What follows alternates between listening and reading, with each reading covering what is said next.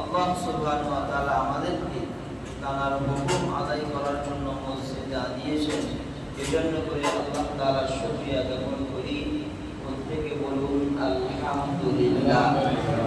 তারপরে পরে সর্বোপরি দরুদ বর্ষিত হোক আকায়ে নামদার তাজদারে মদিনা আহমদ মুস্তাফা কুরে পাক সাল্লাল্লাহু আলাইহি ওয়াসাল্লামের উপরে।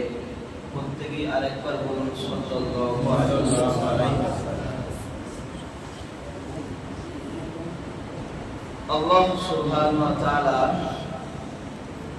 যে আমাদেরকে এবং তার বান্দা বান্দি আল্লাহ সুবহানাহু ওয়া তাআলা বলছে, হে বান্দারা, তোমাদের আমি আল্লাহ সুবহানাহু ওয়া তাআলা যদি না আমার করুণা, আমার দয়া, আমার মায়া, যদি আমার এই নিয়ামতগুলো কোনো বান্দা বান্দির উপরে না থাকে, তাহলে সে বান্দা বান্দি দুনিয়াতে বাঁচতে পারবে না, দুনিয়াতে বাঁচতে পারবে না।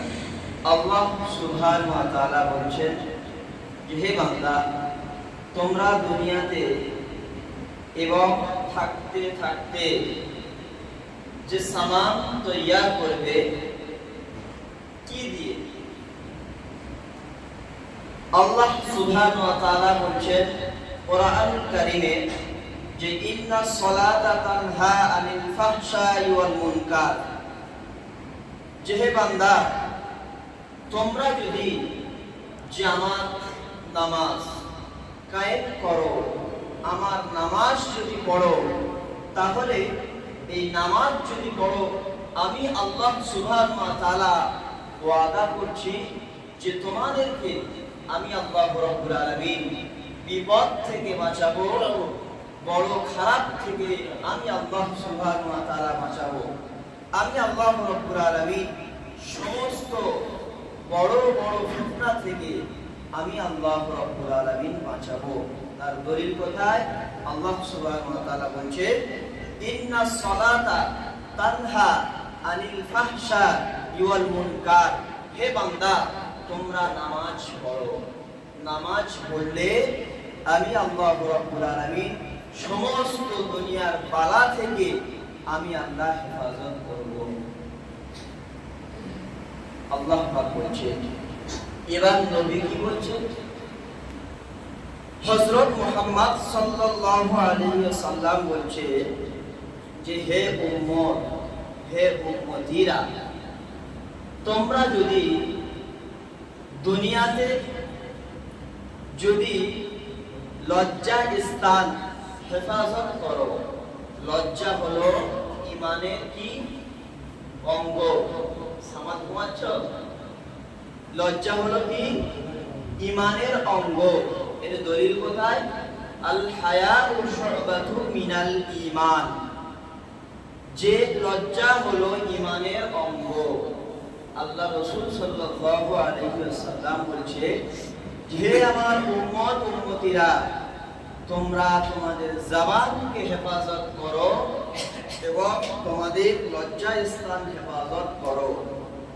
এই দুটো যদি তোমরা মানতে পারো, আমি রাসূল বলছি তোমরা জান্নাতের সুসংবাদ পেয়ে গেলে। কে বলছে? আল্লাহ রাসূল সাল্লাল্লাহু আলাইহি ওয়াসাল্লাম বলছে আমাদের আত্মা, আমাদের নফস গুনার দিকে চলে যাচ্ছে, আমাদের নফস খারাপের দিকে চলে যাচ্ছে।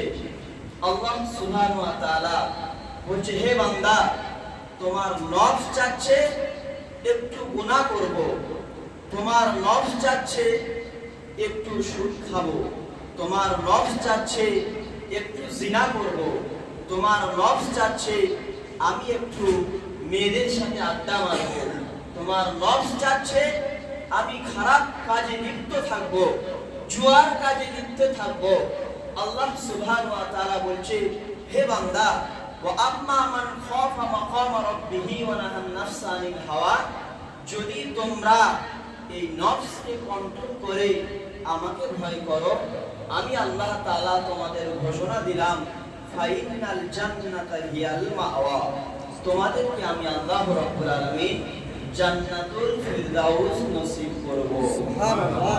কি বলছে আল্লাহ সুবহানাহু ওয়া তাআলা? যে আমরা দুনিয়াতে নফস এমন একটা জিনিস, এই নফসের দ্বারাই জাহান্নামী হয়ে যেতে হবে, এই নফসের দ্বারাই জান্নাত আল্লাহ রাব্বুল আলামিন দান করবে। কেননা আপনি দেখুন, আল্লাহ সুবহানাহু ওয়া তাআলা বলবে যে হে বান্দা, তোমার নফসটা, এই নফস এমন একটা জিনিস যে তোমার নফস চাচ্ছে যে আমি দোতলা বাড়ি বানাবো, তোমার নফস চাচ্ছে আমি একটু বাড়ি করব, আমার নফস চাচ্ছে খুব সুন্দর বিলাসিতা করব।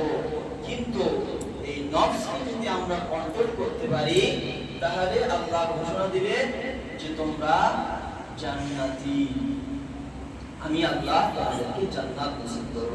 কিন্তু নফসকে আমরা কন্ট্রোল করতে পারি না। যে আমরা দেখছি যে আমার পাশের বাড়ি দোতলা বাড়ি, আমার পাশের বাড়ি একতলা বাড়ি, তার পাশের বাড়ি হচ্ছে কি কুঁড়ে ঘর, খোলার ঘর, মাটির ঘর।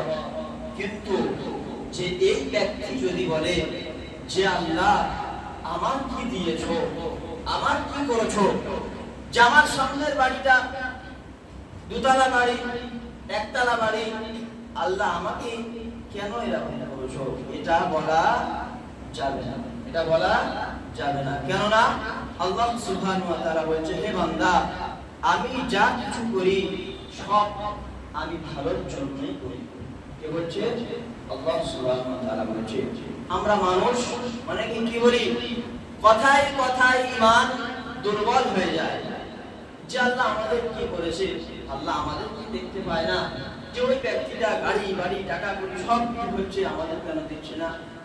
আল্লাহ রাব্বুল আলামিন বলছেন বান্দা, যে তোমাদেরকে আমি যা কিছু দুনিয়া এবং আখিরাতে যা সামান আমি আল্লাহ তাআলা কোরআনে বর্ণনা করে দিয়েছি, তার থেকে এক পরিমাণ বেশিও পাবে না এবং কমও পাবে না। এজন্য করে প্রথম কথা হলো আমাদের নফসকে দমন করতে হবে। বাজারে গিয়েছো, দেখছো বড় ইলিশ মাছ, বড় সুন্দর সুন্দর জিনিস আমরা কিনতে পাবো, নফস চাচ্ছে এটা কিনবো, কিন্তু আমাদেরকে কি করতে হবে? ওই নফসকে কন্ট্রোল করে যেমন অর্থ তেমন মাল কিনতে হবে। এটা থেকে আমাদের ঈমান বাঁচবে, এটা থেকে ঈমান বাঁচবে। আপনার যদি 10 টাকা ইনকাম হয়, যদি 20 টাকা ব্যয় করেন, তাহলে কি হবে? হালাল উপার্জন হবে না। তখন অন্যদিকে মাথা যাবে যে আমার এত টাকা আয়, এত টাকা ব্যয়, আমি অন্যদিকে কি ইনকাম করি। এজন্য করে নফসকে দমন করতে হবে। এবার